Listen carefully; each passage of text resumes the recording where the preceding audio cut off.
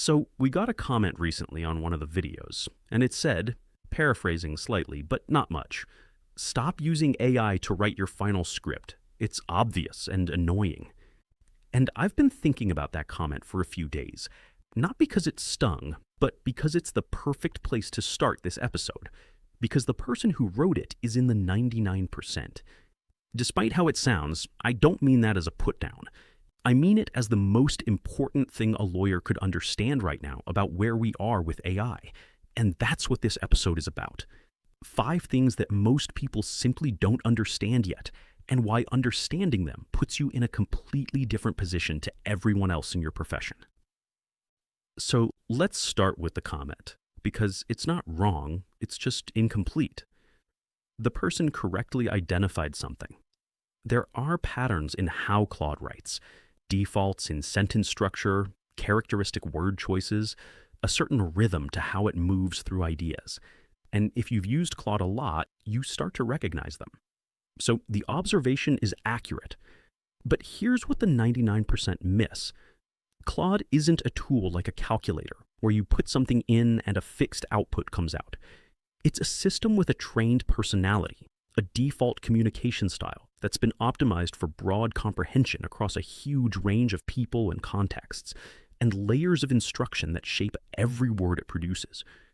When someone identifies what they call AI axioms in a script, they correctly identified the default layer, the foundation that exists before any human instruction or shaping has been applied. And the default layer is deliberate. It's not a limitation. It's what you build on. Now, here's the transparent version of what's happening on this channel. The panel behind it includes lawyers working full-time in practice, a parent of 2 young kids, a day trader, and someone building multiple businesses in the margins of all of that. The decision to use Claude's default layer rather than spending 2 hours per episode polishing out the AI patterns is a deliberate business decision. In a fledgling business, you ship a minimum viable product and you iterate. Getting the information out to lawyers who need it matters more right now than production perfection. And the second thing is this: the channel is itself a demonstration. Every episode here is built using Claude, structured using Claude, scripted using Claude, designed using Claude. That's not a weakness in the channel's credibility. That's the point. This is what a small operation can build when it uses Claude properly, in the margins of an extremely full life. The question isn't whether you can see Claude's fingerprints. The question is whether the output is useful. In time, as the channel grows, as we have more space to devote to certain aspects, as Claude itself improves and provides more user options, the annoying AI axioms will reduce. But for now, it serves a purpose. Point 2. We are so early that the maps don't exist yet. The legal profession right now is largely still in the phase of debating whether to use AI at all. There are law societies working on guidance. There are managing partners having the conversation about whether to allow it. There are lawyers asking whether it's safe to try it on a real matter. The people on this channel are 3 steps past that conversation. And what that gap means in practice is this: there's no established playbook yet. No professional body has issued comprehensive guidance on AI-assisted legal work. No court has a fully settled approach.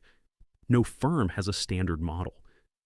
Everything being built right now, every workflow, every verification standard, every disclosure practice, is being built for the first time. That's not a reason for anxiety.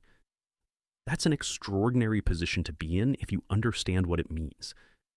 The lawyers on this channel are building practices and habits and workflows in a space where the norms haven't been written yet. And the people who build before the norms get written are the ones who shape what the norms become. Point 3. A year of AI fluency now isn't a 1-year lead. The skill compounds.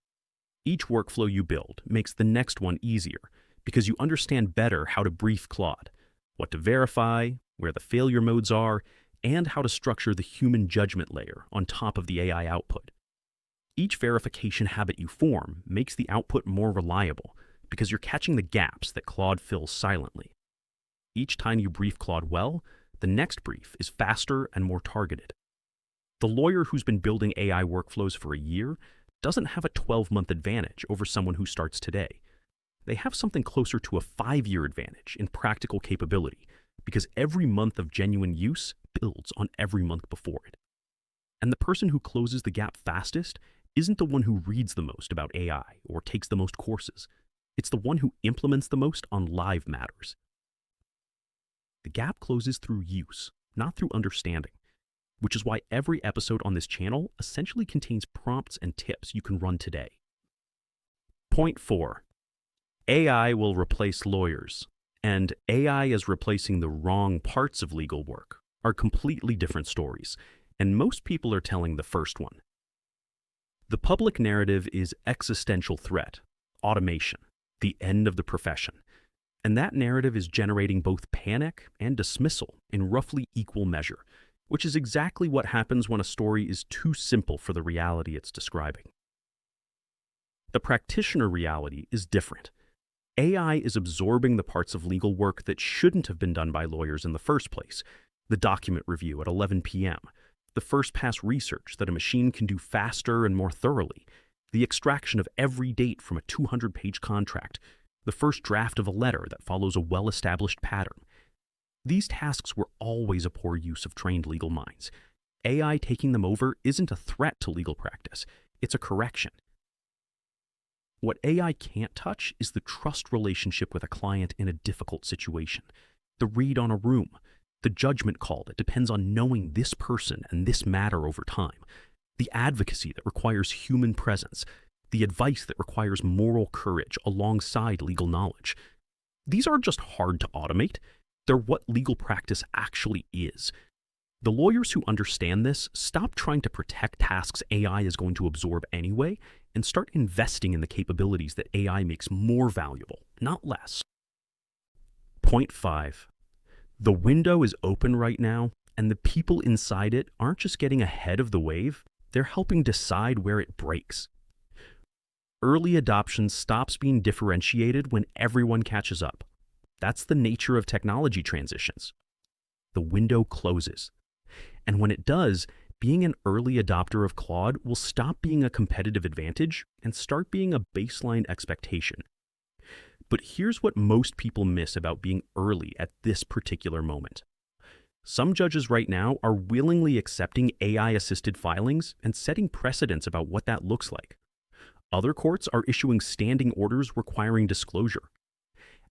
Every one of those decisions is building the framework a whole profession will eventually operate inside. And those decisions are being shaped right now by what practitioners are doing. Anthropic is shaping this too. The SynthID text watermark they introduced in August 2026 is their attempt to define how AI involvement in documents gets recorded and detected going forward. That's a shaping decision, made now, while the norms are still forming. And here's the part that I think is the most underappreciated. The lawyers using Claude openly, building voluntary disclosure practices before being told to, setting verification standards for themselves, talking about it on channels like this, they're contributing to the raw material that courts, regulators, and professional bodies will draw on when they make the bigger decisions. How willing lawyers are to disclose Claude's involvement, what verification standards they hold themselves to, whether they build the habits before the rules exist. This shapes how the watermark gets considered later. It shapes how AI-assisted writing gets received. It shapes what the profession decides this means. So the lawyers watching this channel aren't just early adopters. They're participants in what legal practice decides AI assistance means. You didn't stumble onto this channel. You were paying attention when it mattered. The profession will catch up. The window will close. The norms will get written by regulators, by courts, by professional bodies, and they'll be drawing on what practitioners are doing right now. So keep going. Keep engaging, watching, studying, experimenting. The free PDFs are on Gumroad. And if you want to go deeper on some of these ideas, there's a full episode on where we're at with the release of a Claude AI watermark and what that means for lawyers, which is linked below. That's the episode. See you in the next one.